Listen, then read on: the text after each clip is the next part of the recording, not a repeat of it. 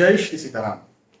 यदि आपका कमजोर दिल है तो इस वीडियो को ना देखें, क्योंकि आज मैं आपको शमशान के उपाय बता रहा हूं। हाँ, शमशान में किए जाने वाले उपाय। हालांकि ये उपाय कोई ऐसा नहीं है कि बहुत ज्यादा मुश्किल है या तंत्र विद्या जाननी आपको जरूरी है तो ही आप इन उपायों को कर पाएंगे, लेकिन फिर भी शमशान जाना और वहां जाकर के कुछ थोड़ा सा भी करना बड़ा मुश्किल होता है। तो इस वजह से मैंने कहा कि यदि कमजोर दिल आपका है तो आपको ये नहीं करना चाहिए।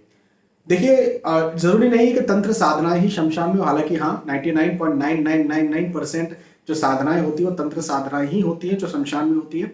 लेकिन फिर भी हमारे श्री महाकाल जी तो जो है वो वैदिक रीति से पूजा पाठ को अपनाते हैं, लेकिन उनको भी जो भस्म आरती होती है, भस्म जो चढ़ती है वो मुर्दे की राख जो होती है, शमशान की जो राख होती है उसकी भस्म से उनकी आरती होती है। हालांकि आजकल कुछ चीजें बदली हैं, लेकिन फिर भी पुरातन यदि पूजा विधि की बात करें, भस्म आरती की बात करें, तो वही भस्म चढ़ती थी जो मुर्दे की राख होती थी। खैर, आज के टॉपिक पर वापस आते हैं। तो दो उपाय मैं आपको यहाँ पर बताने जा रहा हूँ। इन दो उपाय को यदि आप करते हैं तो यदि आपके कोई शत्रु हैं तो वो खत्म होंगे या उनकी हार होगी। यदि आपको किसी कार्य में लंबे समय से रुकावट थी तो रुकावट खत्म होगी। डिले देरी चल रही थी तो वो डिले या देरी खत्म होगी। और साथ ही साथ यदि बार बार बीमार पड़ते रहते हैं, है ना, बार बार बीमार होते रहते हैं आप या आपके घर के कोई भी सदस्य, तो वो चीज यहाँ पर ठीक होगी। या कई बार ऐसा भी लगता है कि यार किसी ने कुछ कर दिया है, किसी प्रकार की बाधा है, कोई रुकावट है, किसी का बंधन है, तो वो बंधन भी यहाँ पर ठीक होगा। और रुकावटें, परेशानियां, बंधन ये यहाँ पर ठीक होने वाले हैं, है ना। तो आज के इस वीडियो को आप देखिए। अभी तक आप इस वीडियो को देख रहे हैं तो ऑब्वियसली आप मजबूत हृदय के होंगे, मैं ये मानता हूं। चलिए आगे बढ़ते हैं। तो सबसे पहले नंबर पर मैं आपको एक उपाय बता रहा हूं, बहुत आसान सा उपाय, कोई बहुत मुश्किल उपाय नहीं है। शमशान, कोई भी शमशान होगा वहां पर या तो कुआं होगा या हैंडपंप होगा या तालाब होगा या फिर नदी होगी, क्योंकि अधिकतर शमशान जो है वो ऐसी जगहों पर बनाए जाते हैं। और वहां का जो भी जल स्रोत है वो किसी प्रकार का स्रोत हो, उस वहां के जल को, शुद्ध जल वहां का, ऐसा नहीं कि मतलब कहीं भी कुछ भी पड़ा हुआ था, जल कहीं भी इकट्ठा हो गया था बारिश का तो वो उठा लिया, मैं उसकी बात नहीं कर रहा हूँ, मैं शुद्ध जल की बात कर रहा हूँ। तो वो शुद्ध जल लेकर के वहां का, जैसे कुएं का जल लिया, शमशान के कुएं का, और वो लेकर के वहां पर यदि शिवलिंग हो तो उन पर चढ़ाएं। वहां पर शिवलिंग ना हो तो उस जल को आप अपने कंटेनर में ला करके, जहां भी आपको शिव मंदिर दिखता है, शमशान से बाहर आ जाए और जहां भी शिव मंदिर दिखता है वहीं पर आप चढ़ा दें। ऐसा नहीं कि शमशान के जल को आप घर में लेकर के चले गए, ऐसी गलती मत करना। रास्ते में ही जहां शिव मंदिर है उस शिव मंदिर में वो जल लेना तांबे के लोटे में और बैठना और 11 बार मृत्युंजय मंत्र का जाप करते हुए वो जल चढ़ाना, शमशान का जल महादेव के ऊपर। एक तो ये। दूसरे नंबर पर वही जल, वहीं पर पीपल का पेड़ होगा। अधिकतर शमशान घाट में पीपल के पेड़ हो जाते हैं, मिल जाते हैं, तो वहां पर पीपल का पेड़ होगा तो पीपल के पेड़ पर भी जल चढ़ाना है। अच्छा, पीपल के पेड़ पर शनिवार के दिन जल चढ़ाया जाता है, महादेव पर किसी भी दिन चढ़ा सकते हैं, लेकिन चूंकि पीपल के पेड़ पर भी चढ़ाना और महादेव पर भी चढ़ाना तो शनिवार के दिन भी इस उपाय को किया जा सकता है, क्योंकि महादेव को चढ़ाने के लिए कोई दिन नहीं, पीपल के पेड़ को चढ़ाने के लिए शनिवार का दिन है। अच्छा, ये 7 शनिवार तक, पीपल के पेड़ वाला तो 7 शनिवार तक करना चाहिए। महादेव को चढ़ाने वाला हाँ इसी प्रकार से 7 सप्ताह किया जा सकता है।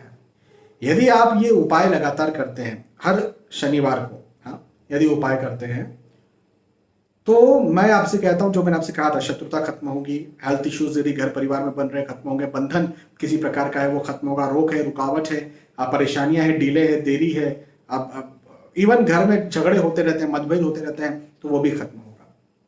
हाँ, पैसा कहीं अटका हुआ है, कोई शत्रु बहुत ज्यादा परेशान कर रहा है, पैसा किसी ने उधार लेकर के रखा हुआ था वो नहीं वापस लौटा रहा है, किसी प्रकार से कोई भी शत्रुता हो सकती है, वो घर परिवार वाले से किसी से शत्रुता हो सकती है, वो बाहर वालों से हो सकती है, ये खत्म होगा।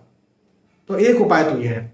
दूसरा उपाय जो है वो मुख्यतः शत्रुओं को लेकर के है कि वो शत्रु पे जीत कैसी हासिल करें, या फिर किसी को अपना मुरीद कैसे बनाएं, या किसी को